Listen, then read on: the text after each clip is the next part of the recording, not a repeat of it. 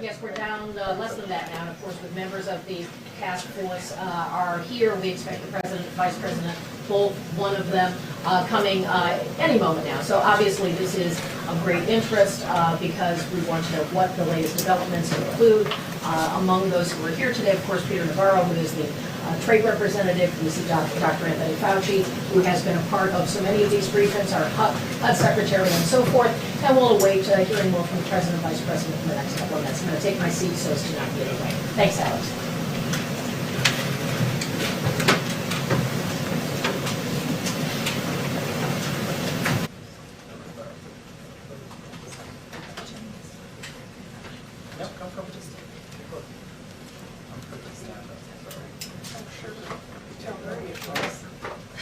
That's great. That's really great.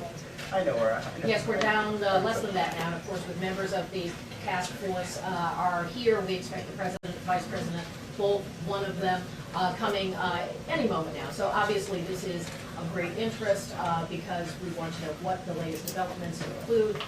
Among those who are here today, of course, Peter Navarro, who is the trade representative. We see Dr. Anthony Fauci, who has been a part of so many of these briefings. A lot of meetings, and from the financial, this is a medical situation, not a financial situation. The financial, though, is moving along very nicely. I want to thank you for being here and update you on the progress we've made after a week of extraordinary mobilization in our war against the virus. Governors, mayors, the businesses, charities, and citizens are all working with urgency and speed toward one common goal, which is saving American lives. We're in communication with foreign countries. It's now at 148 foreign countries. Can you believe that? 100, you talk about a spread, you talk about a violent spread, 148 countries. Not even believable. There's been a week of national action and of great national solidarity. People are getting along. We're getting along with Republicans and Democrats and independents and liberals and conservatives, and actually it's a very nice thing to see. We're all one beautiful big American family, and that's taking place right now. Last night I approved a major disaster declaration for the state of New York. Worked very closely with Governor Cuomo, and this is the first time in our nation's history that a president's used the Stafford Act to declare a major disaster in response to a public health crisis. Never happened before. I'm considering other areas where we may or may not be doing that, and I'm working very closely with Gavin Newsom, Governor of California, and others. We may be doing the same thing depending on their needs, depending on what they're asking for. It's been unprecedented action in New York, and we've had a tremendous federal response all over the country. And I want to thank all the people in the federal government and obviously in the state governments and local governments. We are working hard. Everybody is working hard. And the people standing alongside of me are working very hard. That I can tell you. We've also reached agreements with Canada and Mexico on new travel rules at our northern and southern borders to halt the entry of the Chinese virus while continuing trade and commerce. And we've had very good talks. With Prime Minister Trudeau, and today, this morning, with President Lopez Obrador.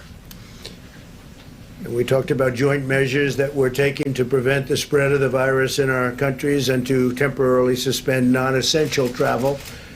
We had a great conversation this morning, President of Mexico, and our close cooperation with Mexico and Canada will keep our people healthy, keep their people healthy, keep everybody safe.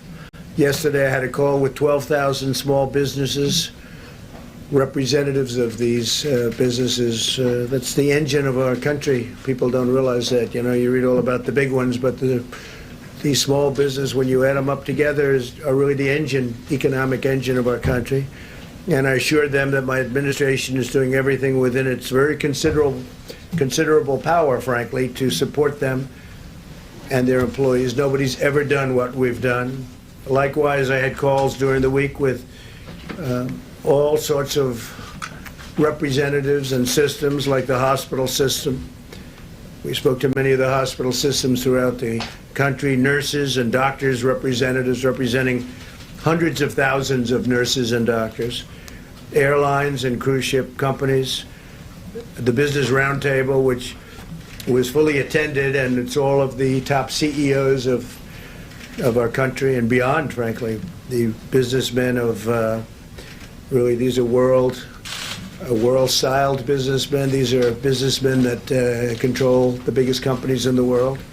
Many of them have taken hits, and many of them are just, going forward. Their businesses have been great. Some have been very badly affected. Some haven't been affected at all, and frankly, some are doing very well. They continue to do very well. It's Walmart, as an example, has been really helpful to us. Doug McMillan, head of Walmart, really helpful to us, and I guess I assume they're doing pretty well, because people are certainly buying more than even a clip at Christmas by substantial numbers. Pretty amazing, but they're doing incredibly. They put on tremendous extra staff. You don't have empty shelves. A lot of things have happened that are very good. Restaurants, fast food executives, grocery stores, all retailers, literally all of them, in groups. And we spoke with the G7 leaders at length, as you know. You probably know about that. Spoke to many of the governors, spoke to almost all of the governors at conference calls, and many of the governors individually.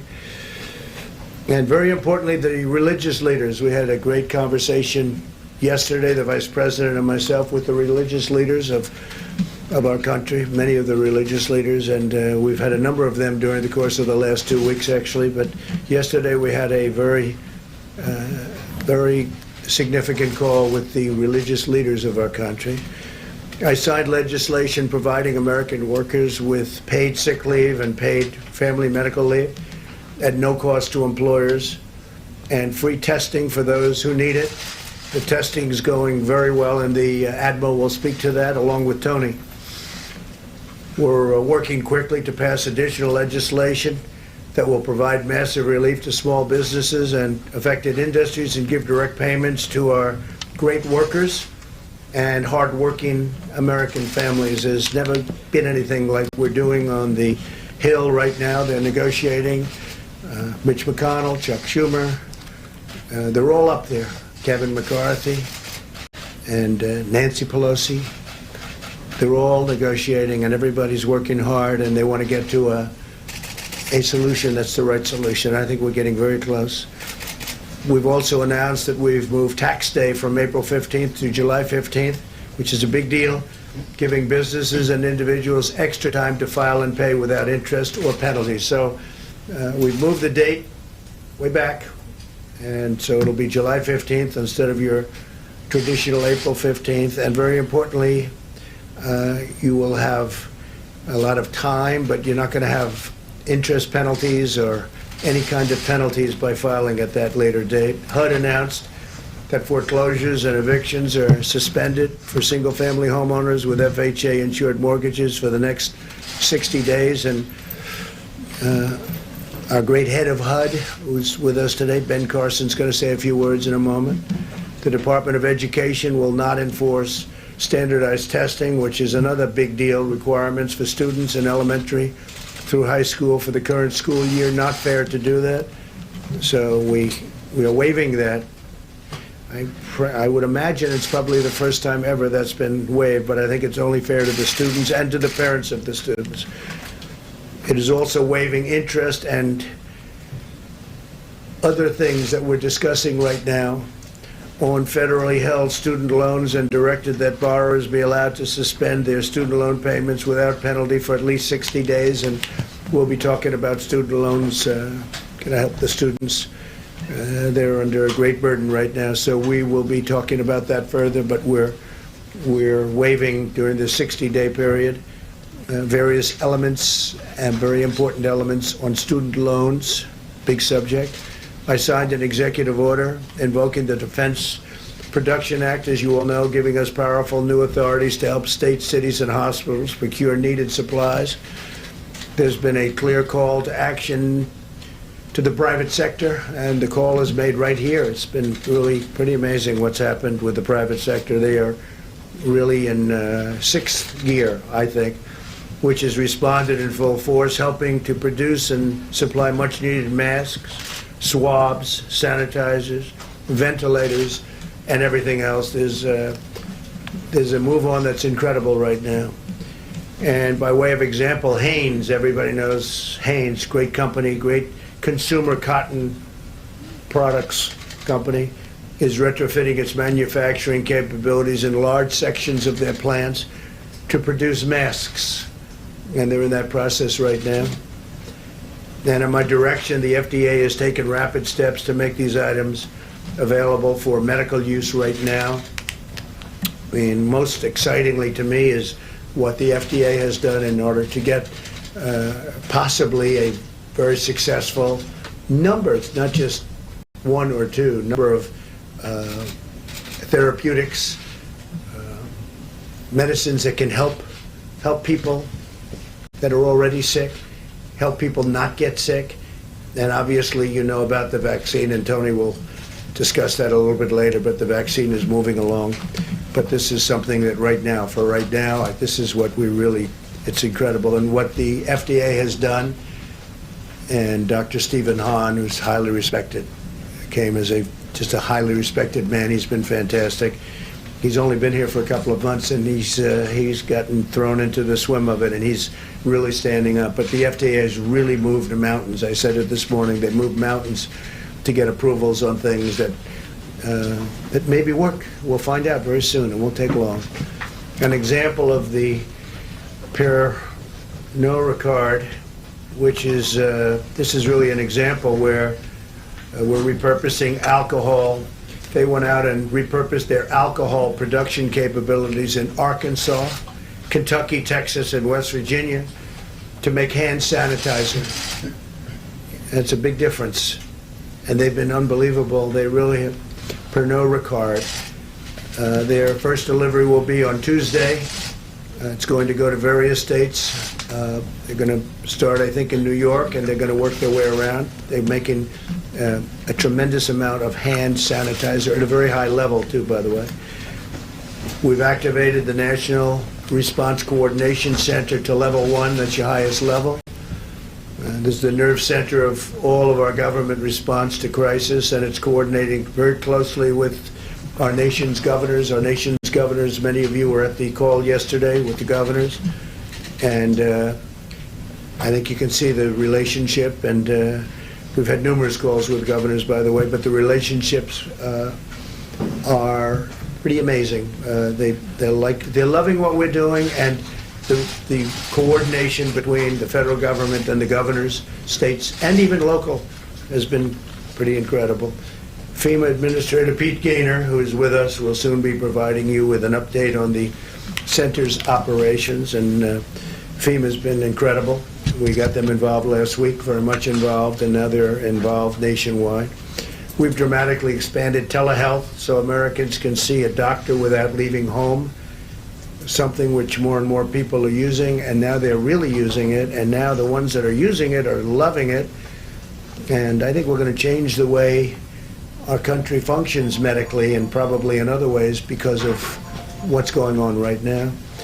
This will reduce the chance of infection and preserve hospital capacity, so it solves a lot of problems. Every American has a role to play in defending our nation from this invisible, horrible enemy. It really is. It's an invisible enemy. And we will be successful, very successful, hopefully very much sooner than people would even think. So we say stay at home and save lives. There's a time of shared national sacrifice, but it's also a time to treasure our loved ones and to take stock of what is most important, our faith, our families, our neighbors, and our great country. And I want to thank all of the incredible people of our country, the citizens of our country, that what you've done and the way you're responding has just been very special, something that we will never forget, that the history books will never forget. And we're going to have a great victory. We're going to be celebrating a great victory in the not too distant future. And I just want to thank everybody, and now I'll introduce our Vice President, Mike Pence, who's led the task force.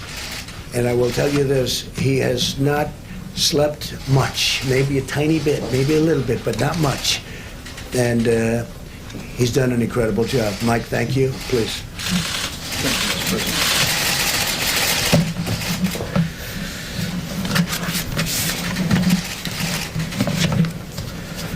Good afternoon, all. And thank you, Mr. President. The White House Coronavirus Task Force met today. We briefed the President on our latest recommendations. We continue at the President's direction to lead not a whole of government approach, but a whole of America approach. You just heard the President describe one inspiring story after another at the way the American people are responding, the way American businesses are responding, religious communities across this country. The American people are coming together. They're responding with common sense, compassion, and generosity. People are heeding the advice of state and local authorities, and tens of millions of Americans are putting into practice 15 days to slow the spread. We are officially, Mr. President, 6 days into our 15 days, and as we look all across this country, while we strongly support the decisions that governors in states where we have significant outbreak have taken, and we encourage every American to listen to those state and local authorities, for every American, this is what you can do to make a difference over the next week and a few days to protect your health, protect your family's health, but most especially slow the spread and the potential for the coronavirus to impact the most vulnerable. As the President said, we've almost been overwhelmed at the outpouring of support from American businesses. The President spoke yesterday to thousands of small businesses. We spoke to manufacturers yesterday, and in fact, as the President indicated, the FDA in record time just approved one manufacturer that will be producing millions of surgical masks in a matter of weeks for the American people. The pastors we spoke to, we want to thank all the religious leaders from every community of faith in the country, making the hard choice to suspend services, to have online services, even while those ministries are continuing to support food banks and come alongside the most vulnerable. And of course, the chorus of prayers that is coming up from communities of faith around the country is making the difference that it always has in the life of this nation. One thing the President and I promised was to remind people that on the weekends that you're not in the pews, it's still a good idea to, if you can, to go ahead and make that donation, because all the ministries are continuing to play a vital role in our communities, and we encourage your continued support. The President and I are grateful that the American people are listening to state and local authorities and putting into practice all of the recommendations in the President's coronavirus guidelines. As you will hear in just a few moments from Admiral Gua, testing is expanding rapidly across the United States of America. State-run drive-thrus are expanding across the country. And as you will hear detailed this morning, now more than 195,000 Americans and more who have been symptomatic have been tested. That number does not include county hospitals or healthcare labs around the nation, some 15,000 in number. And among the number of the more than 195,000 that have been tested, it's important to remember that only 19,343 at this moment have tested positive for the coronavirus. We continue to urge state and local health authorities to contact FEMA for all the latest developments and innovations in testing. But we want to remind Americans, as Dr. Fauci will emphasize in a moment, if you don't have symptoms, don't do a test. It is another way that the American people can make sure that we are preserving the resources that our healthcare workers need to minister and to support those who are dealing with the coronavirus and other illnesses. In a moment, Pete Gaynor will detail the efforts at FEMA. Since the President's national emergency declaration, we have FEMA in the lead, stood up the National Response Coordination Center, as the President said, and we are working closely, literally hour by hour, through FEMA, processing requests from states most impacted, like New York, Washington State, and California, and we'll continue to work very, very closely with those states through the very traditional means of federal emergency management at FEMA. Secretary Carson will describe decisive actions the President alluded to bring foreclosure relief to Americans. And on the subject of supplies, in a moment you will hear of not only the progress that we're making on testing, but on Monday we'll be detailing for the American people the progress that we are making on the President's strategy of procuring more personal protective equipment and medical supplies, allocating them through the system of FEMA, and continuing to urge conservation by Americans. In fact, I'm pleased to report to the President today that HHS just placed an order for hundreds of millions of N95 masks that will be being made available to healthcare providers across the country. On behalf of the President, we do renew our call for Americans to postpone elective medical procedures, including dental services. And remember, this is another way that you're going to make sure that medical supplies are available, because by postponing elective medical procedures, you're freeing up medical supplies for those dealing with the coronavirus. As the President mentioned, our team is on Capitol Hill as we speak, working with members of Congress in both political parties. They're making progress, by all accounts, on a bipartisan bill. They worked late into the night last night, started early this morning, and we are working to pass that legislation on Monday in both the House and the Senate. Now, on a personal note, many of you may have been made aware that a member of my staff has tested positive for the coronavirus. We learned of that late yesterday. I am pleased to report that he is doing well. He had mild cold-like symptoms for about a day and a half, has not been to the White House since Monday. Neither the President nor I had direct contact with that staff person. We worked immediately with the White House physician and the CDC. We've done all contact tracing. And while the White House doctor has indicated that he has no reason to believe that I was exposed and no need to be tested, given the unique position that I have as Vice President and as the leader of the White House Coronavirus Task Force, both I and my wife will be tested for the coronavirus later this afternoon. Let me say again how grateful the President and I are that every American has acted on the President's coronavirus guidelines. We are 6 days into 15 days that, as Dr. Fauci may well reflect in a moment, is an opportunity for us here on the footholds of this epidemic curve in our country to literally lower the impact in our nation and save lives. Every American can do their part to slow the spread, and we encourage you each to continue to do that. As the President says often, remember, we're all in this together. And also remember that for most Americans, the risk of serious illness from the coronavirus remains low. The reason we want to put into practice the President's coronavirus guidelines is because no American would want to inadvertently expose someone who is vulnerable, a senior with a serious underlying health condition, to the coronavirus with a potential threat. I did hear one story this morning, Mr. President, about a senior named Geneva Wood. She actually is at the Life Care Center in Kirkland, Washington. She is not only a grandmother, she is a great-great-grandmother, 90 years young, and she tested positive for the coronavirus on March 6th. But by all accounts, she's doing well. She wanted America to know there is hope, and her strength and her enthusiasm is truly an inspiration to the nation. As the President said many times, we're going to get through this and come out stronger than ever before. And we'll get through this as Americans together. Thank you, Mr. President. Thank you very much. Thank you, Mike. Thank you, Mr. President, Mr. Vice President. As I told you earlier last week, we are in the process and are effectively transitioning to large-scale testing by leveraging all the components of the American healthcare system.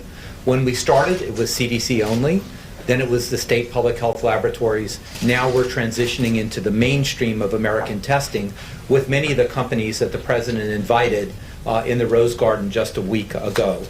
So currently, 91 public health laboratories, state public health laboratories, are up and running in 50 states, the District of Columbia, Guam, and Puerto Rico.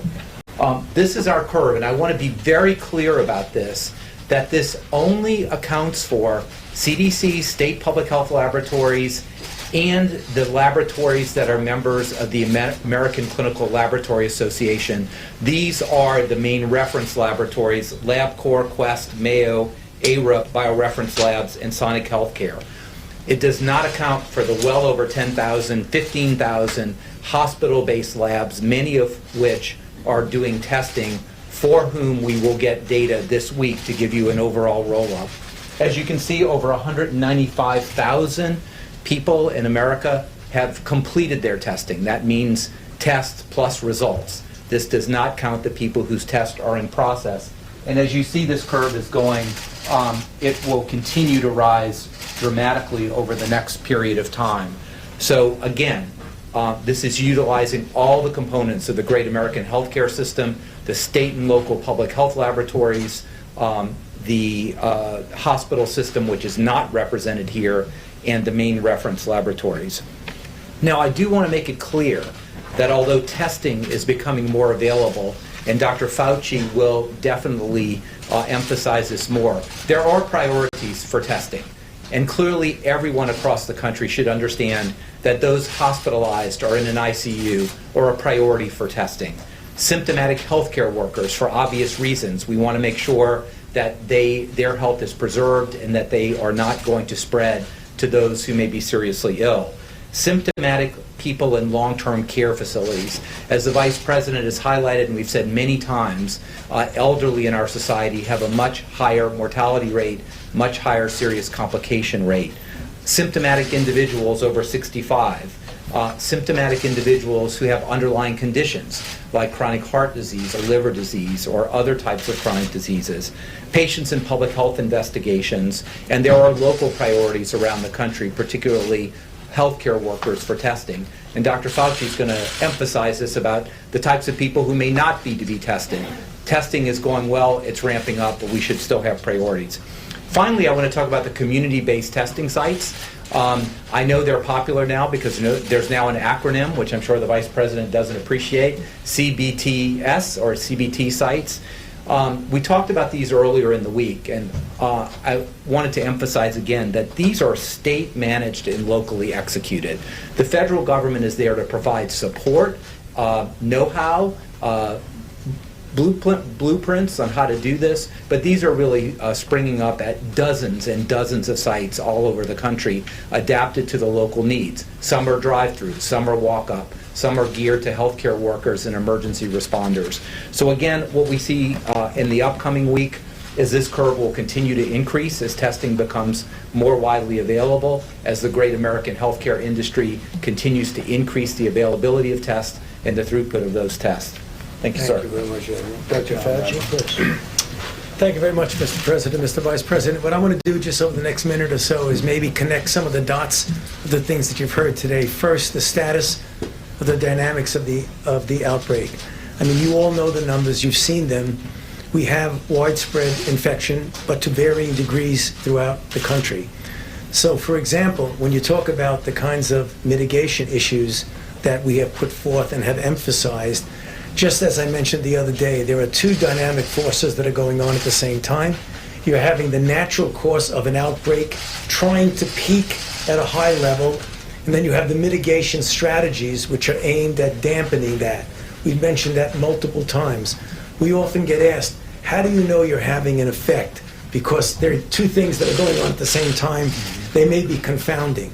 Well, I can tell you for sure, from a public health standpoint and experience with other outbreaks, we know we are clearly having an effect, but we can't quantitate it for you accurately now, because looking forward, you'll know what the impact of the rate of these steep inclines will be. So that's why we're going to come back to you every day and keep you up to date about that. Getting with regard to the disproportionate of the response, everyone, it's right here, I'll get to open up the Vice President's book with his permission. This is baseline for everyone. In other words, throughout the country. But then there will be areas, and you've heard them, Washington State, California, New York City, in which the dynamics of the outbreak are clearly different and much more robust, if you want to use that word. And that's the reason why we've seen the mitigation ratcheted up in that regard. And again, hopefully, and I have confidence it will happen, you will see an impact on that. Next, getting to testing. You saw the numbers with testing. Remember, there was always an issue with testing. I think we're getting to the solution that everybody in the country is looking for. But I want to emphasize one thing that Admiral Giroir mentioned, is that not every single person in the United States needs to get tested. He gave you the priorities. I don't want to repeat them. But let me tell you one of the unintended consequences of individuals who don't need to get tested that flood the desire to get tested. Currently, and I hope we'll be able to change it and make it much less reliable on PPEs, when you go in and get tested, you are consuming personal protective equipment, masks and gowns. Those are high priority for the healthcare workers who are taking care of people who have coronavirus disease. So what we don't want to do is to have a situation where we do have disparities in availability of PPEs now, and we're working hard to correct that. But currently today, we want to make sure that the people who are taking care of people with coronavirus disease do not endanger themselves because they don't have the personal protective equipment. And then finally, one last thing was just mentioned, the Surgeon General has been pushing this. Please put off, cancel elective medical and surgical procedures. You don't want to not ever do them, but for the time being, don't do them, because they also not only consume personal protective equipment, they may also consume some of the things like ventilators that you might need. So let's pull in this together, and we will get through it. I promise you. Thank you. Thank you, gentlemen, very much. Thank you, Mr. President, Mr. Vice President. FEMA is now leading the federal operation, or the federal response for all operations on behalf of the White House Coronavirus Task Force, who oversees this whole-of-nation response. HHS will continue to provide their matter expertise on health, and pursuant to the nationwide emergency declaration, FEMA, in coordination with HHS, is assisting state, local, tribal, territorial governments and their other eligible entities with health and safety emergency protective measures on behalf of the American public. As of yesterday, 50 states, the District of Columbia, 5 territories, and 1 tribe are working directly with FEMA under the nationwide emergency declaration for COVID-19. In just 24 hours, we've obligated $100 million to states, territories, and tribes. A little bit about supplies. It is of the utmost importance that requests for assistance, especially for critical supplies, get routed through proper channels as soon as possible. And we ask everyone to follow the normal procedures FEMA uses in a natural disaster. There's no different procedure for the COVID-19 pandemic. But remember, you can still order supplies from your regular vendors and buy it on the open market. Buy it where you can find it. We will reimburse you. If you buy medical supplies from foreign sources, it is reimbursable. Buy America does not apply to the Stafford Act, except for Washington, D.C. and Puerto Rico. If you can't buy it on the open market, make a request through the FEMA system. Requests for assistance at the local and county level should first go to states, from states to the regional FEMA offices, and then from those offices right here in D.C., where the National Response Coordination Center is open and running. We are getting requests for masks, PPE, swab sets, test site supports, ventilators, hospital capacity assessments, and many more. We are in lockstep with HHS to answer these requests, but we will do whatever is necessary to get states, tribes, territories, and others what they need. And then finally, what we are doing here in Washington, D.C., again, this is a whole-of-government response. Like all emergencies, response is most successful when it is locally executed, state-managed, and federally supported. We can't say that enough. On Thursday, our federal partners fully integrated with our National Response Coordination Center, And additionally, all 10 FEMA regions across the country have been activated. The FEMA regional administrators will continue to coordinate closely with governors, state emergency managers, state public health officials to determine the type and level of support needed to respond to this dynamic threat. Thank you, sir. Thank you very much, Pete. Appreciate it. Ben. Ben, please. Well, thank you, Mr. President and Mr. Vice President, for your tireless leadership here. And I also want to thank the fellow task force members who have been working around the clock in a very patriotic way to serve their fellow Americans. You know, part of the American dream is having a home. And sometimes people say, well, what does housing have to do with health? It has everything to do with health, having a safe home.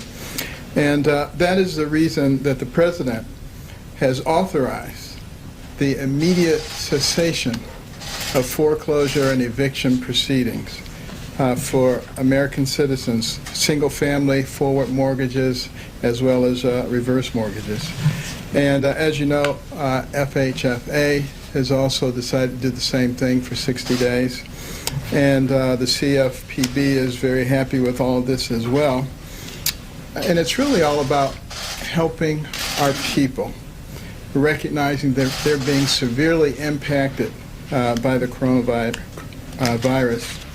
And we've also asked the various servicers of mortgage loans to exercise forbearance for anybody who's having difficulty. It is important, if you're having difficulty, to actually contact the people who have made the loan, who established the mortgage, because it doesn't happen automatically. What does happen automatically is that we cover all 8.5 million people in terms of the moratorium on foreclosures and evictions. We want also for the PHAs to be protected. HUD does not have authority to mandate that evictions can occur, but we are in contact with all the PHAs across the country and are petitioning Congress for the power to be able to actually enforce that. But the fact of the matter is most of the PHAs are run by people who actually care about other people, so we really haven't seen much of a problem there. We haven't seen much of a problem with forbearance and needing to try to force people to do it because they want to do it. People are stepping up and saying, what can we do to be helpful? As far as housing choice vouchers, Section 8 is concerned, the April vouchers will be sent out next week. In May, vouchers are already being worked on. And we're also staying in contact with all the stakeholders, the advocates for low-income housing, as well as other stakeholders to make sure that we're doing things that are most helpful to them. And additionally, we've extended the deadlines for healthcare and multifamily financial reporting requirements. And that's for over 20,000 multifamily and healthcare borrowers until April the 30th.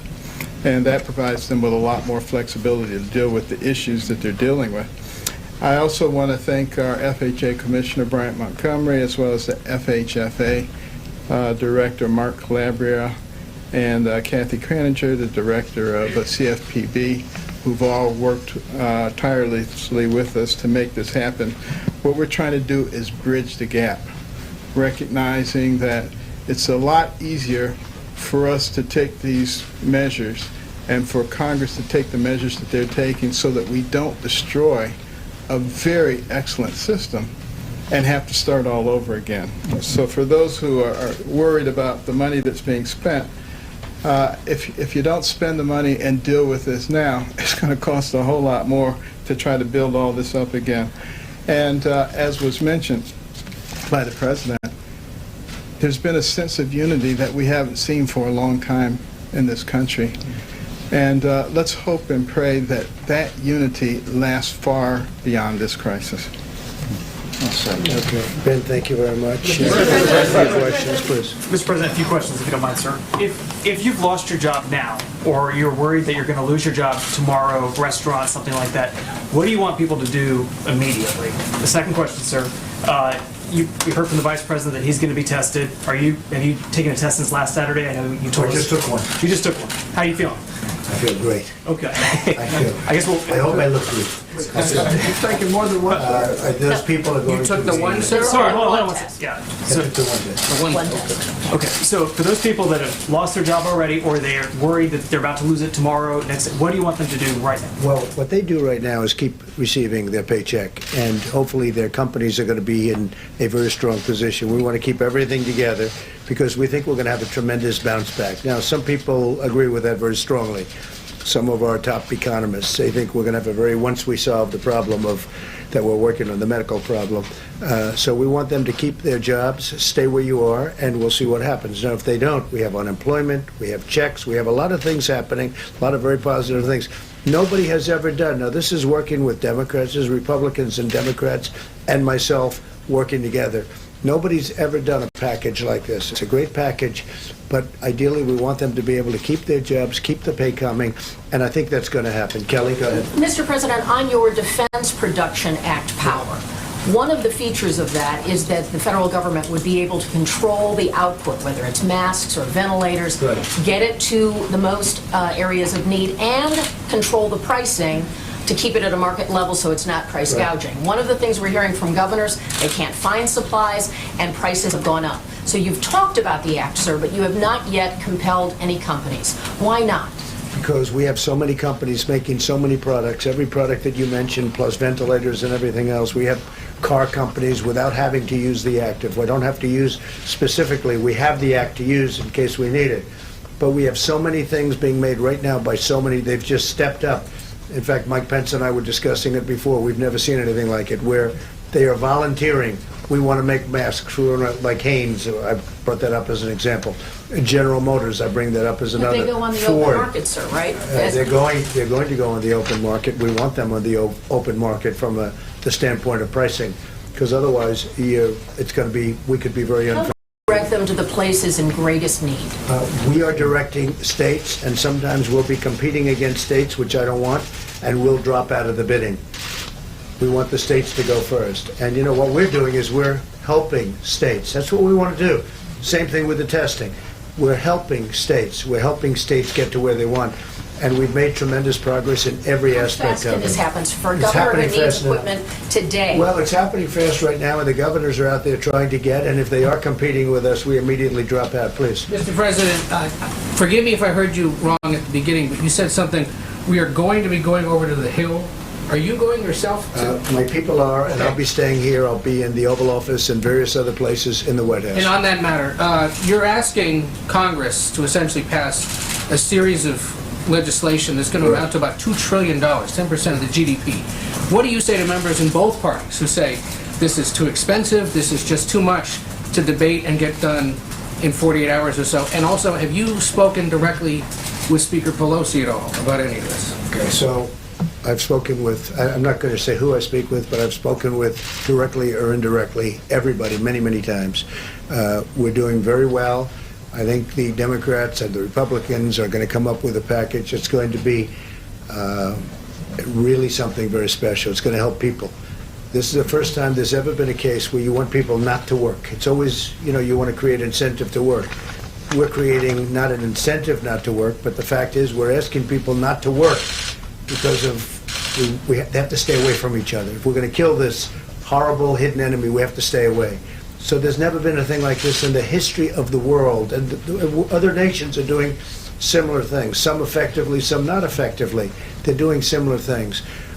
We are creating a package that's going to keep companies together, keep workers paid so they can live and sustain. We'll see what the timing is. The biggest thing we can do is get rid of the problem. The problem is exactly what we know, the medical problem. We want to have this whole incredible situation that it can start right away. Not that all these companies break up, all the workers are out of jobs, you can't put them back together, and it would take years to put them back together. Because we had the greatest economy in the history of the world until we got hit by this problem. And we can be back very, very quickly. And it's our intention to be back very, very quickly. So we're doing a package, the likes of which nobody's ever done before. I'm obviously the one that has to approve the different things and the recommendations of the different things. And like buybacks as an example, and stock buybacks, I didn't like it the first time, and this time I'm saying, you're not doing it. I don't want money to be used for that. I want money to be used for workers and for opening businesses, keeping businesses, not buybacks. So you want them to... Well, I am strongly recommending a buyback exclusion. You cannot buy back your stock. You can't take $1 billion of the money and just buy back your stock and increase the value.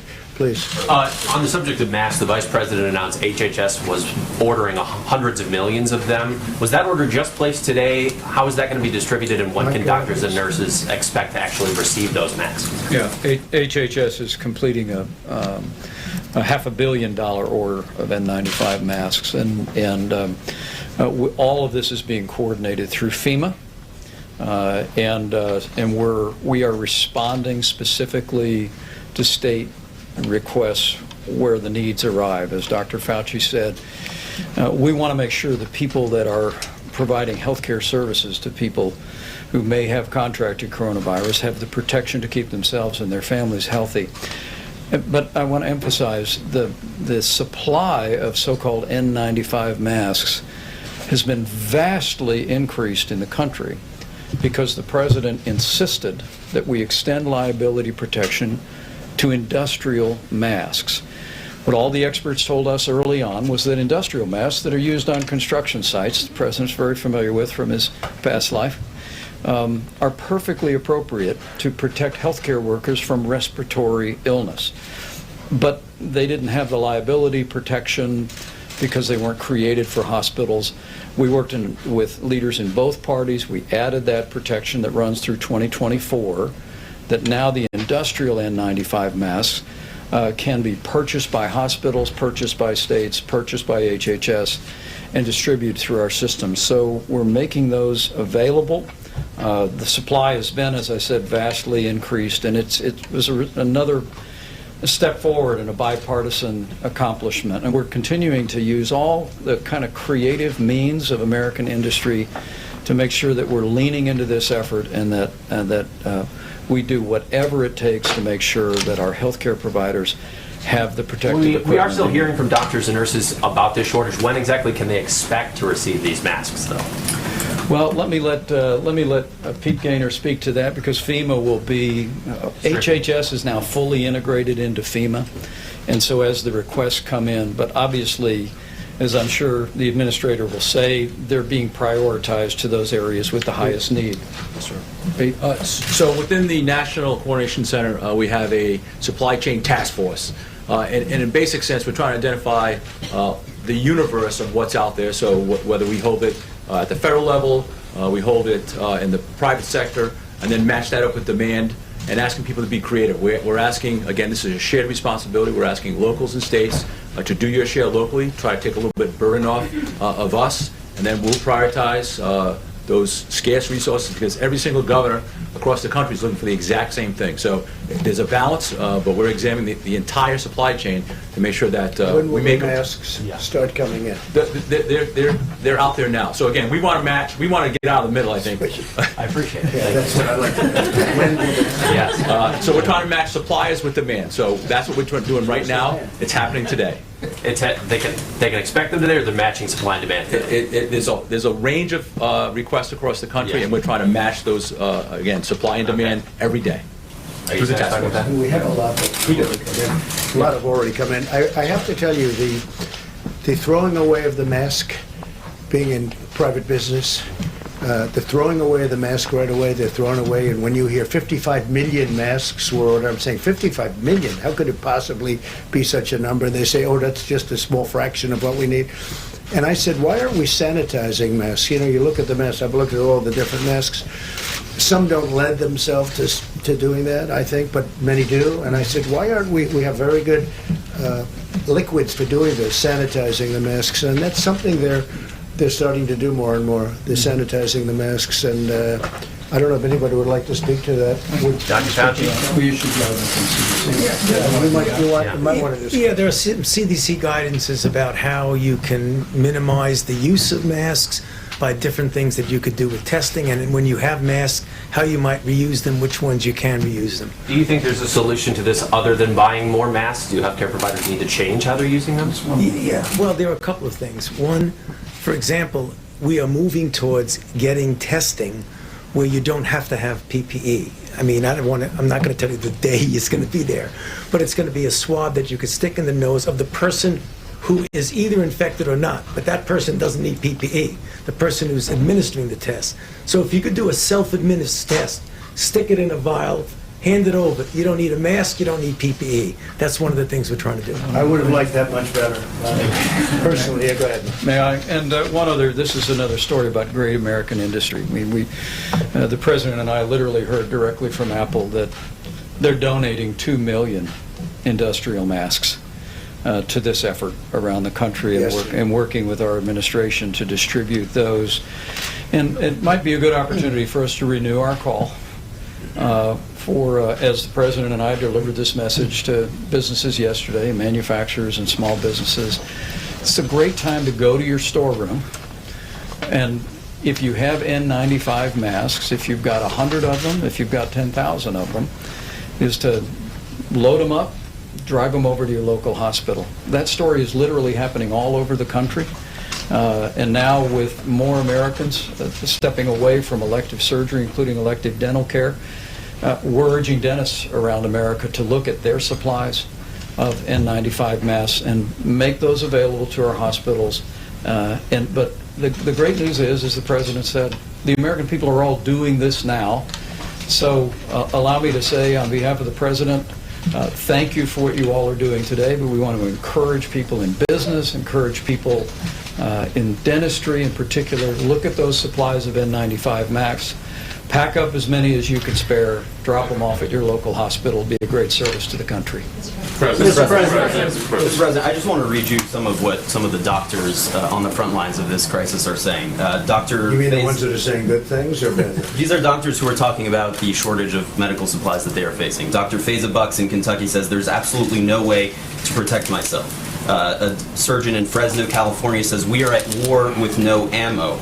Dr. Mel in Illinois says if this is a wartime situation, then now is the time to act. I know you're talking now about increasing production at so many of these facilities to get the masks out, but given that this is one of the wealthiest, most powerful countries in the world, should this even be happening? Shouldn't this have been resolved weeks ago? I'll tell you the way I look at it. So many administrations preceded me. For the most part, they did very little in terms of what you're talking about. This is unprecedented. You could speak to Tony, you could speak to anybody. This is unprecedented or just about unprecedented. As time goes by, we're seeing it's really at a level that nobody would have believed, nobody would have thought possible that this could happen. And we are making much of this stuff now, and much of it's being delivered now. We've also gotten tremendous reviews from a lot of people that can't believe how fast it's coming. When I hear they have an order of 55 million masks, and that's just one order, that's one order out of many, and that there are many millions of masks beyond that, and I keep saying, how is it possible to use so much? But that's the way it is, and part of that is because they'll use a mask for a short period of time and they throw it. The fact is that we are doing a tremendous amount. We started with very few masks. We had some, but nothing for an event like this. And now we're making tens of millions of masks and other things. And I think it's unprecedented what we've done and what we're doing. And many doctors, and I've read many, many doctors, they can't believe the great job that we've done. Yes. But it has been many, Kelly, Mr. President, it's been nearly 3 months since your administration learned about this virus. Well, if you remember, I was the one that closed the country down. I was the one that closed the, you don't write that or you don't say it too much, certainly on CNN. But I just read an article yesterday. That by closing the country down so early, very early, we saved tens of thousands and much more than that lives. So, you might want to report that too. Mr. President, I'd just like to address that for a moment. Again, I'm an ICU physician, ran health systems, and I, first of all, want to thank everyone who's on the front line in the emergency room, in the ICUs, in the hospitals. I speak to my colleagues daily. we need to preserve our PPE to the degree that we can. CDC guidelines has had that. The president has talked about it. But I also want to say we are making product, as the president said, but we are also responding through the FEMA system to distribute the strategic national stockpile resources according to requests that come in. Stockpile has been distributed to many states, first orders, second orders, and on a daily basis adjudicating that. If there are shortages in your hospital system, I can't tell you of Dr. X, Y, Z, that needs to be clearly iterated to the local emergency management. Are you seeing that happening? Are you seing those hospitals talking about the shortages? We were on the asking phone federal 2 government? nights ago or 3 nights ago with over 2,000 hospitals or hospital systems sharing best practices from Seattle, where they've been very innovative, pioneering some of these areas. When there is a shortage, they need to go through their emergency management. It goes directly up to the FEMA system, which really rocks. It really works very, very well. And then there's a distribution of the stockpile. Now, the stockpile isn't infinite. That's why it's being replaced by all the orders. But mask supplies go out on a daily basis as they are needed and requested through the FEMA system. And I don't know, Administrator Gaynor, whether you want to add to that. Just to reiterate what Brett said, we don't take lightly what you just read. You know, I mean, I get the calls every night, the way you get emails. It's a serious issue. We don't want that to happen, but it is happening. You're not making things up. I know that because I'm experiencing it myself. But what you just heard about the different avenues, some of which aren't even recognized, about how you can get help through the FEMA process, in addition to the large amounts of additional PPE that's coming into the system. We hope that very, very, very soon, we're not going to get those kinds of real-life difficulties. A matter of weeks? Again, it Yeah. seems like there's a question about the Yeah. timeline here, Yeah. and even FEMA can't quite answer what the timeline is. Days, weeks? You know. Yeah. Sooner than weeks. It's going to be days. I would hope. You know, we're going to try to make it days to the best possible way we can. And again, what we're doing is we're trying to help the states get things faster. And that's what we're doing. We're implementing. And the magnitude of this, it's a tragedy. It's an absolute tragedy. But the magnitude is something that no matter who you were, no matter where you come from, nobody ever thought a thing like this could happen. You read about 1917 and you read about certain things, but you think in a modern age a thing like that could never happen. Well, it comes back. It is genius. It comes back, and it's too bad. But I think the people working on this have been incredible. The job they've done has really been incredible. But there's tremendous amounts of not only masks, of ventilators and respirators and everything you can think of. It's all being, much of it, and almost, I could say all of it, is being manufactured right now. Steve, please. Yesterday, there were questions about the use of this malaria drug. Have those questions now been resolved? Well, I don't know that resolved. I could say that it's going to be distributed. I know New York is getting, I think, 10,000 units, and numerous other people. It's really, it could be the malaria drug plus the Z-Pack. But, and we're going to find out. We're going to find out. I feel, as the expression goes, what do we have to lose? Because, you know, I feel very good about it. Tony would feel, you know, like he'd like samples done in a certain way, and I understand that too. Many doctors agree with that. We don't have much time. You know, we have a lot of very sick people right now in hospitals all over the place. And speaking with the governor of New York, Cuomo, I said, how's it look? He's got a lot of sick people. So we're going to be delivering a lot of samples to New York and other places, and we're going to find out very shortly whether or not it's going to work. I feel very confident. I mean, I've seen things that surprise me, frankly. There are, as Tony said, there are other things we're looking at too. Vaccine, of course, is incredible, but this is more immediate. Right now, this to me would be the greatest thing that could happen. This would be a gift from heaven. This would be a gift from God if it worked. So we're going to pray to God that it does work. It would be a fantastic thing. Mr. President. Yeah, please, Rebecca. Mr. President, on the economic front, there are reports that the coronavirus is really hurting your businesses, especially your hotels. My businesses? Yeah, Sure. so is that true, and can you speak Well, to I wouldn't say it's financials? thriving when you decide to close down your hotels and your businesses? No, I would say, but I'm very under-levered and everything, so that's good. But is it hurting yeah, it's hurting me, and it's hurting Hilton, and it's hurting all of the great hotel chains all over the world. It's hurting everybody. I mean, there are very few businesses that are doing well. Now, there are some that are, like, as an example, the Walmarts of the world, because everybody's lined up to get things and stock up their house and this and that. But sure, it hurts my business. But and did you or anyone in your administration talk to anyone at the Trump Organization about the potential effects of the coronavirus? no, I didn't speak to anybody. I speak to my sons, but I talk about the coronavirus, but not as it pertains to my business. They basically follow the rules. When they say close them down in New York, we close them down, or wherever they may be. I actually have them all over the world. Will you no longer And go when to they Mar-a-Lago say, or and when they Bedford? say, close them down, we close them down. What, Kelly? Will you no longer go to Mar-a-Lago or Bedford? Well, I have nothing planned at Mar-a-Lago, but right now I think Mar-a-Lago, I guess, I haven't even asked, but I imagine that's closed down just like a lot of other businesses in Florida. Would you, Right. do you expect your family company to seek government assistance if it's eligible? I don't know. I mean, I just don't know what the government assistance would be for what I have. I have hotels. Everybody knew I had hotels when I got elected. They knew I was a successful person when I got elected, so it's one of those things. I guess I get paid $450,000 a year. I give it up. I put it back into the nation. I have to, by the way, you have to designate where you want it, so I oftentimes give it to opioid, I'm asking about the research and company things. specifically, not you. But as far as the hotels and everything, I mean, I have to do what everyone else is doing. I would probably decide to close things up. I think it's a good thing. You don't want people getting together. And hotels and clubs and everything, you get together. We want to beat this deal. So I have many of them, hotels, clubs, things like that, where people get together. I would think it would be a good practice to close them up. Yeah, go ahead, please. Mr. President, as you know, we've been talking a lot about masks. We've also talked about how not everyone needs to take a test.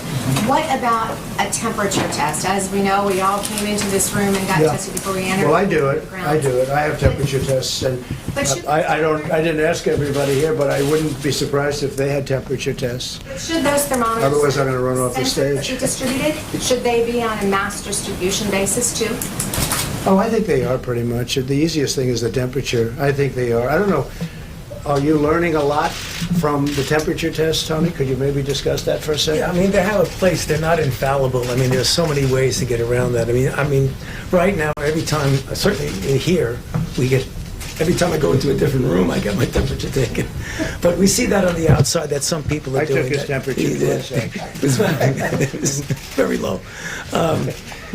There is a role for it under certain circumstances. What I don't see is a massive distribution of thermometers that are going to actually have a major impact on what I showed, what we need to do. Right.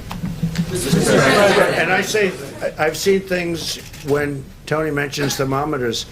They aim something at your forehead, they stay this far away, boom, and they tell you what your temperature is. I said, I've never seen that before. I've learned a lot. It's incredible. Go ahead, back corner. Jen Pellegrino with OEM, thank you. This morning, the Washington Post ran a story suggesting that you delayed taking action on the virus in January and February. Dr. Fauci has indicated that your action in the Chinese travel ban helped America immensely. What do you say to the Washington Post? Well, I love whoever you're with. That's because I think that's such a nice question. No, I think the Washington Post covers us very inaccurately, covers me very inaccurately. I saw the story. I think it's a disgrace, but it's the Washington Post, and I guess we have to live with it. It's a very inaccurate, quiet. It's a very inaccurate story. From many people, I get a lot of credit for having closed our country very early to a very heavily infected country. China, unfortunately, China. I wish China would have told us more about what was going on in China long prior to us reading about it, even though the news isn't exactly disseminated. As you know, China kicked the Washington Post out of China, and they kicked the New York Times out of China, and I guess the Wall Street Journal. That's okay. I mean, that's what they do, and I think it's a terrible thing they did. But I also think it's terrible when people write inaccurately about you, and they write inaccurately about me every single day, every single hour.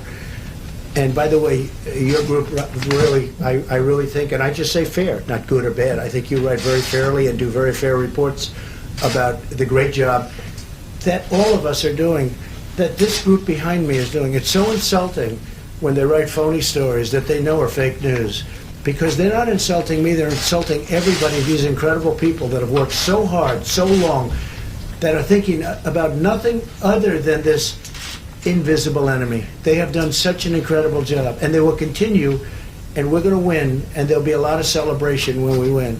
And we're going to win with as few lives lost as possible. That's the game. Win with as few lives lost as possible. It's a tough enemy. It's a tough killer. Far bigger, far more vicious than ever before. But I appreciate you saying it, because the fact that we closed so early to China, and most people, hey, look, I was called xenophobic by Sleepy Joe Biden. I was called a racist by Democrats, a racist. I was a racist because I decided that I didn't want to have people that could hurt our country come in. And I was pretty much in a very small group of people, I will tell you. It was a tiny little group. Most people, even that worked in the White House, disagreed with me very strongly. Saving of those many weeks was a tremendous thing. And when they keep talking about acting early, that was the ultimate act. That was the biggest act, because we didn't. And then I also closed Europe early, very early. And I took a lot of heat for that too, but that was a good thing. Now they're doing similar things that we're doing. So I didn't act late, I acted early. I acted far before anybody thought I should be. I took tremendous criticism from the various papers, from many of the papers. So I very much appreciate the question. It might have been more of a statement than a question, but whatever it may have been, I appreciate it very much. So a number of the states have kind of done these different measures. We've seen California order one thing, New York, just be similar. Do you want all of the states to do one uniform? No, they can do what they want to do. If California can get a mask sooner than we can get it for them, through all of the things we're able to do, but we're going to end up with a big oversupply at some point. At some point, this is going away, and we're going to end up with a big oversupply. And you know what? In this case, that's going to be okay. But if Gavin can go out and order gowns faster, or masks, good masks faster, or other things faster, that's good. We do have a lot of, the coordination with the ships that we're sending in, as you know, the medical ships that we're sending in, and even cruise liners. We're going to be sending in probably cruise liners into some areas, in particular California and in particular New York. But if somebody can do something faster, if they can order that mask faster than us, I want them to be able to do it. Sorry about the rules, sir. So people can't leave their homes. That certain businesses. We coordinate very much with them. But you don't want all of those to be the same. Well, it doesn't have to be at this moment, because we have places in the country where, states where they have 2 people or 3 people, and those people are in quarantine, and you can't put on them what you're putting in New York, where you do have a tremendous problem. We have large portions of the country, Middle America, where, they have a few people. So it may be a time, I hope that never happens, where we need to take very drastic action. But right now, that's not in the same ballpark. Yeah, go ahead, please. We're day 6 into your 15 days of recommendations. Yes. A lot of people are following them. Some people are not. Yeah. Do you think the American people are doing enough right now to slow the spread? I think they are, and some people are not, but I think they are. I think it's going to have a very profound effect. We'll know a little bit more on day 14 and 15, and what's we'll the see. plan once we get to Well, the we're end? going to see. We have to see what the result is. We want to flatten that out, and we're going to see what the result is. And I just want to say, I'm going to negotiate a very large transaction, and I've been negotiating it for 2 days. So I'm going to take 1 or 2 more questions, and then I'm going to leave it to Vice President Vance on the Hill, with the Hill, the various elements of the package. Steve, go ahead. A number of groups are calling for the postponement or cancellation of the Olympics. Have you given him 13? No, I haven't. Look, we understand the difficulty of that, and he's a very good friend of mine. You take a look at Shinzo Abe. He's a great gentleman. He loves his country. We have an incredible relation. We just finished a trade deal with him, $40 billion trade deal with Japan. And Prime Minister Abe has a big decision to make. They have built one of the most beautiful venues I've ever seen. They're all ready to go. It's not late. It's not over budget. It was just done flawlessly, and it's beautiful.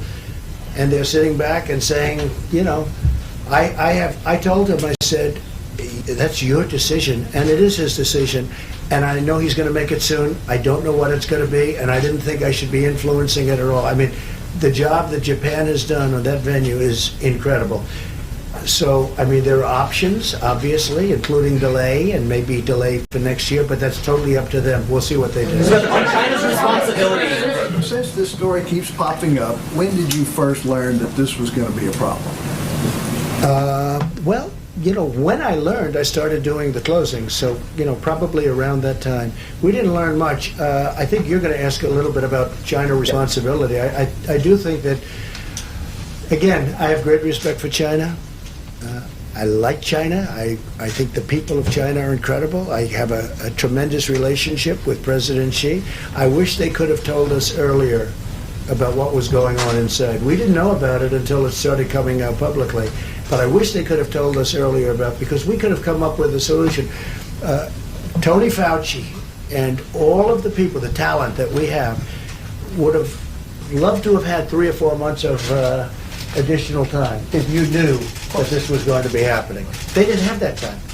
They read about it in newspapers like everybody else. China was very secretive, okay? Very, very secretive. And that's unfortunate. With that, I have great respect for that country. I have great respect for the leader of that country and like him. He's a friend of mine.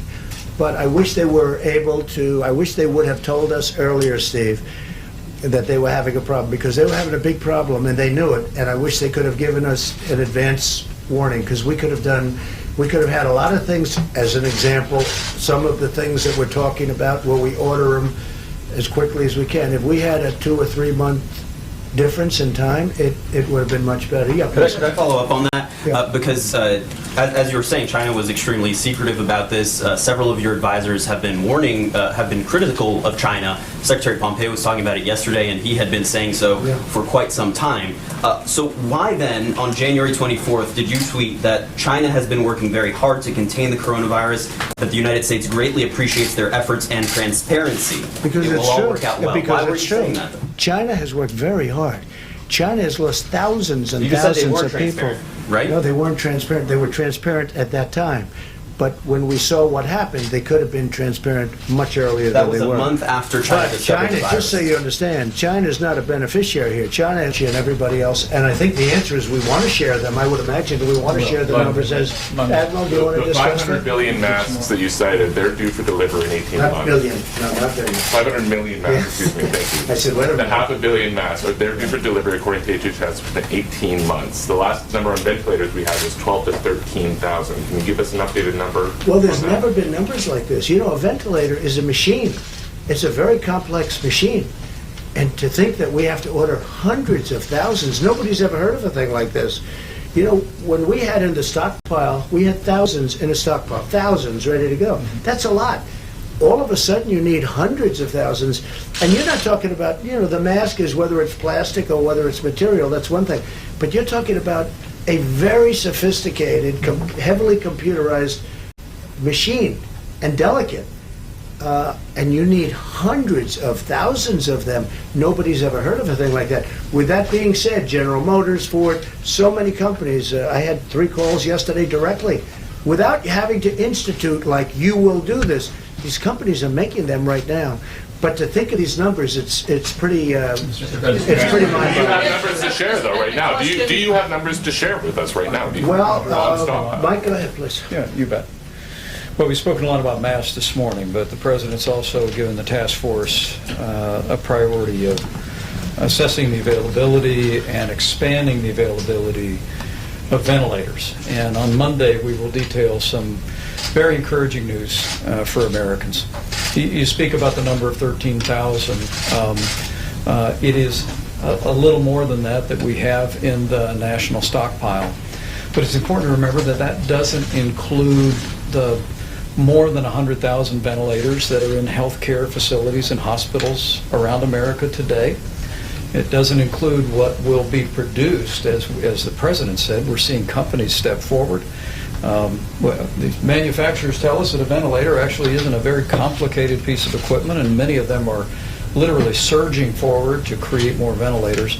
But one of the more exciting developments in the last week, which we'll detail more on Monday, is that in the President's engagement with our healthcare community, we learned that ventilators that are currently used by anesthesiologists, that are used in outpatient clinics and in other procedures, can be converted to be used as ventilators for people struggling with the effects of the coronavirus. We've confirmed that a particular screen in that device can be changed readily. We're working with the FDA to approve that. But again, it's a great testament of the American people and our healthcare professionals that are stepping forward and bringing ideas forward that literally, as we'll document Monday, will increase the supply of ventilators by tens of thousands. But look, the President's made it clear. We want to make sure that all the incredible, courageous men and women who are serving in healthcare around America have the support they need, that our patients that are struggling with recovering from coronavirus have the equipment they need, and we'll have a lot of detail on Monday as we continue to assess. You said 8 days ago that we would have 1.4 million tests on board by the end of this week, by today. Do we have that? Can you give us the number that we have? Let me let Admiral Ball speak to that. Okay. So I'm going to answer your question and then try to persuade you to stop asking about a specific number, okay? So from March 2nd to March 14th, we have put over 10 million laboratory tests into the U.S. commercial market, and we expect that by March 28th to be well over 27 million into the market. So that answers your question, and let me tell you why it's not the right question. Not every lab can run every test. Not every test is completely self-contained. So the more important question is not how many tests are in the market. We got them in the market, but is to make sure that every segment of the market has the kind of test that they can use. Admiral, we're using your numbers, trying to find out for the public if the things you've promised are happening. Yes, they are happening. They are. We promised 1 or 4 million. There's 10 million tests in the market now. And are the masks that are in the strategic reserve being deployed, Mr. Vice President? Yes, the masks in the strategic national stockpile. So it's not 13,000 anymore, it would be a lower number. Would that be fair to say? Masks? No, the ventilators. I'm sorry, the respirators. Thank you. We're trying to understand if the things we have been told sitting through these briefings for many days are happening and getting into the hands of the healthcare providers. You understand it. You understand it. We're trying to You're an understand intelligent woman, Kelly. You understand exactly what he's saying. And what he's saying is rather incredible because we inherited an obsolete, broken system. And when you hear the number of tests that we'll be providing and are now, it's incredible. And I've heard a lot of governors say the same thing. We took over an obsolete, broken testing system that wouldn't have worked for even a small problem, let alone one of the biggest pandemics in history. And what these gentlemen have done is incredible. I am going now to negotiate a great deal for our workers and our citizens. I'll be back tomorrow. We're probably doing this tomorrow. And if I might, I'd like to ask Vice President Pence to take over, and thank you all very much. Thank you, Mr. President. Thank you, Mr. President. Mr. Vice President. Mr. Vice President. Sorry, Mr. Vice President. Back here. Mr. Vice President, the military has sent planes to Honduras, Morocco, and Peru to pick up Americans and bring them home who have been stranded there. But there's still a lot of other Americans who are stranded and can't get home. So does the military plan to send planes to pick those folks up? Where will those planes be going? When will they be going? And can you assure Americans that who are stranded in foreign countries that they will be able to get home? Well, we received a briefing this morning from the State Department about their efforts. And we want to be very clear. While the President has suspended all travel from Europe, including the UK and Ireland, suspended all travel, of course, from China since January, that any American who can get home can come home. They'll go through additional screening that's all been implemented and is working in an orderly way at a number of airports around the country. But there are instances, Morocco being among them, where there simply are not flights to get home. Our State Department has been working very closely with our embassies in those relevant countries. I was told this morning that all the way going back to bringing Americans back from China, that we have made individual efforts to bring home about 3,000 Americans. I think there is an ongoing effort to address that with chartered commercial flights that the government is providing. Obviously, also military transport is available, but our task force received a briefing this morning, and we would just encourage any American that's looking on from overseas, contact the local U.S. Embassy, let them know about your circumstances, and know that we're going to continue to work very diligently to get our Americans home. All right, guys, last question. Two quick ones, education and a medication one. You guys have announced that standardized testing is essentially canceled in this country. To the tens of millions of students out there, their teachers and their parents who are sort of scratching their head wondering, well, what does that mean? Obviously, a lot of this is driven by local school districts, by the state. Is there any federal guidance on this? And if not today, could you have Secretary DeVos or somebody come and explain that to the millions who are literally sitting at home trying to figure out what exactly that means? Well, I think it's a terrific question, and we will bring Secretary Betsy DeVos here tomorrow or on Monday to address our efforts. The objective here was as people are embracing the President's 15 days to slow the spread, we have decisions by local school boards and local and state officials that have canceled school or suspended school for a time, and we wanted the Federal Department of Education to make it clear that the burden of standardizing testing, which back in my days as governor, I remember takes a number of days and sometimes up to a week to administer, is not going to be placed on schools. But we'll have the Secretary here to address that very specifically, and it's a very good point on your part. I mentioned I had a medication question, and I wanted to ask it while the President was here, because earlier he tweeted that there were two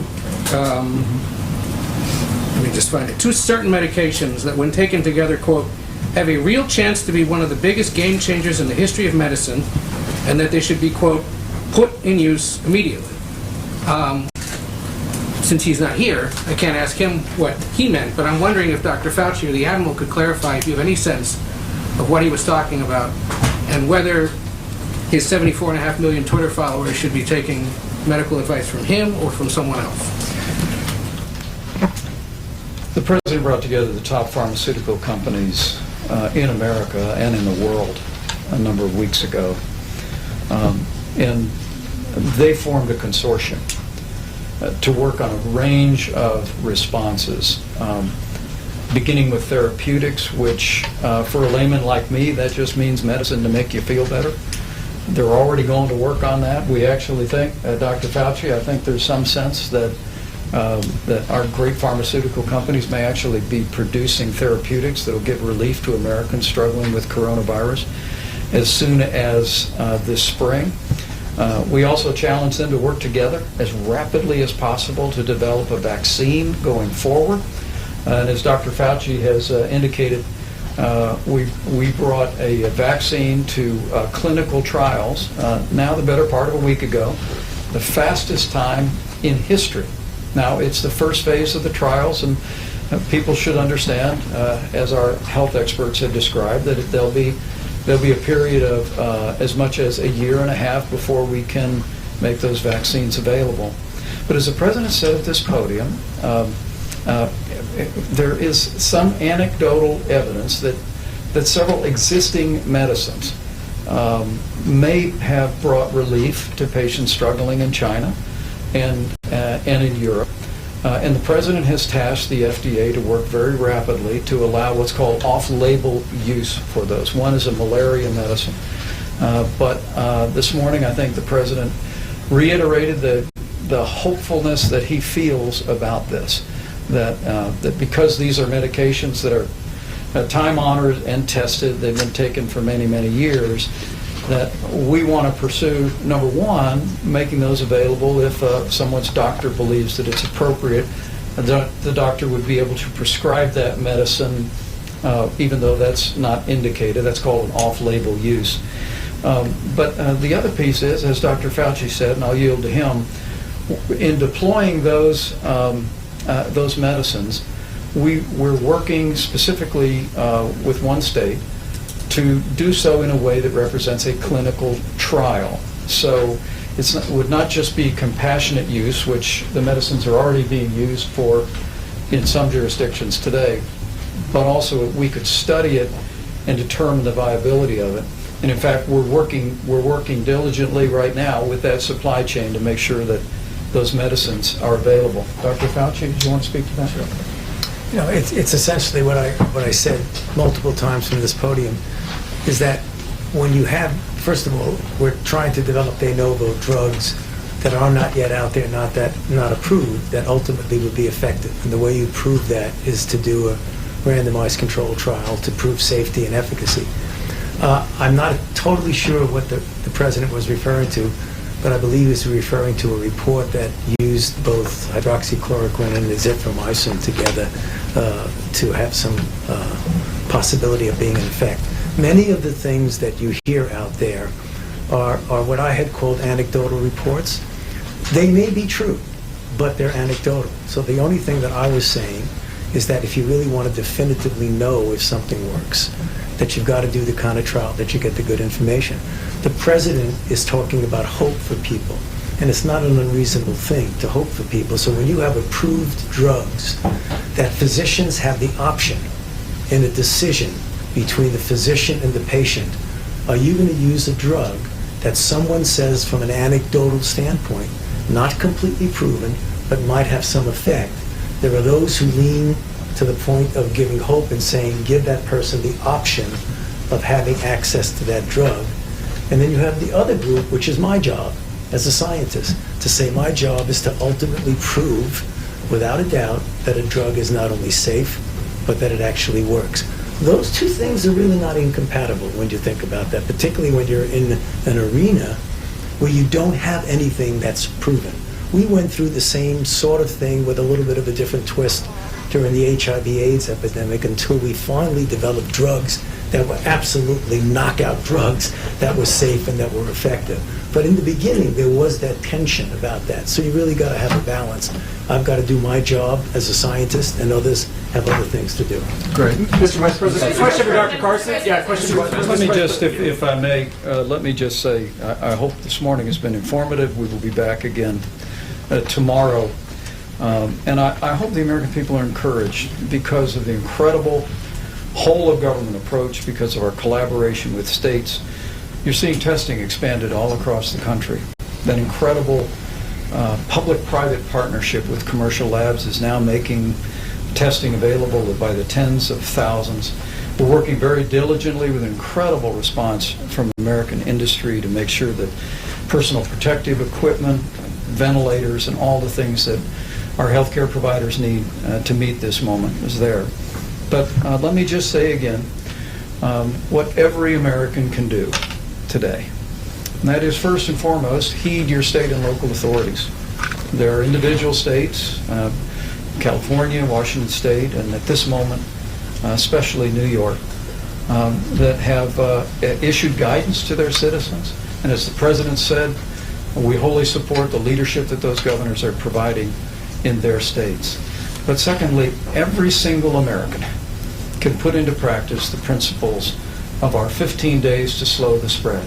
The President's coronavirus guidelines, as I said, we're 6 days in, and the purpose of these is not because every American is at risk of serious illness.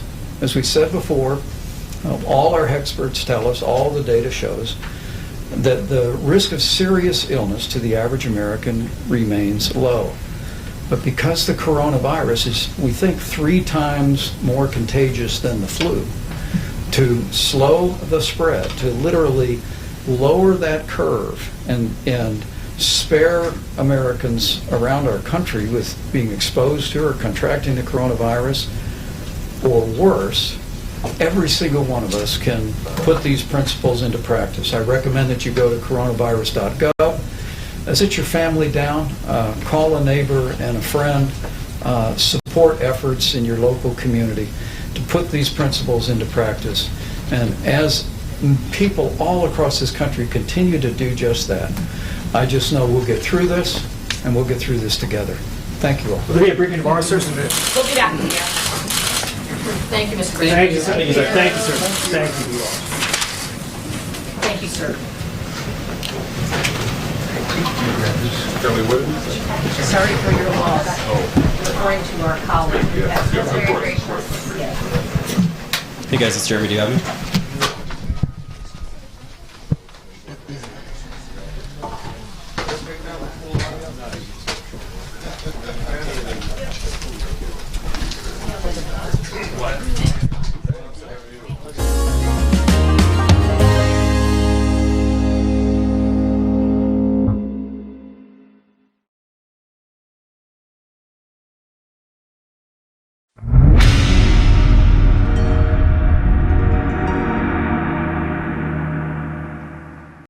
Jerusalem, Jerusalem, land of glory, Jerusalem, holy land, and a visit to Jerusalem. These are the things that have been written, and we are bearing witness to them as being true. This is an opportunity for you to visit Israel, Mount Nebo in Jordan, the ground where God spoke to Moses, showing him the promised land and the holy land of Jerusalem. 10 days visit to see for yourself the places which you have read in the Bible, like Elah Valley, where David defeated Goliath, Mount Nebo, Sea of Galilee, Canaan, where Jesus turned water to wine, River Jordan, where John the Baptist baptized Jesus Christ, Joseph and Maria House in Nazareth, Jericho, the Dead Sea, the Garden of Gethsemane, where Jesus prayed, Lazarus' tomb, King David tomb in Jerusalem, the house where Jesus and his disciples had their Last Supper, the Pentecost Upper Room, and so on. Our office is at Albert Basins, South Dockland, London, E16 7QY.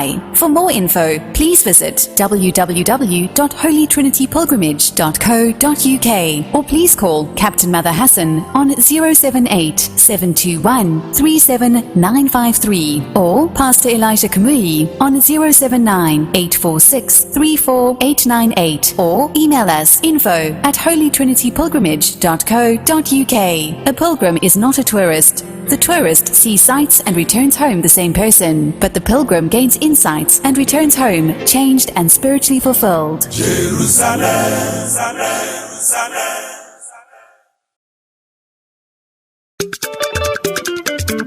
But Heritage TV. Heritage TV. Everybody in London, have you heard that Heritage Television has come up with something new? All your functions and celebrations can now be multi-camera live stream. That was only reserved for the rich and famous. Having a function in London can be viewed clean and clear immediately from any part of the world. Trust Heritage TV to give you a better reach. Heritage Television also does photography that will make you the envy of all your friends and family. Heritage Television is the best. All your functions like birthdays, funerals, weddings, church anniversaries or harvest. Heritage Television is the master. We are in the heart of London with an ultra-modern equipped studio. You can call us on 020-800-46100 or email us info@heritagetv.co.uk or mobile 0734 1234 560. Heritage Television will do you proud.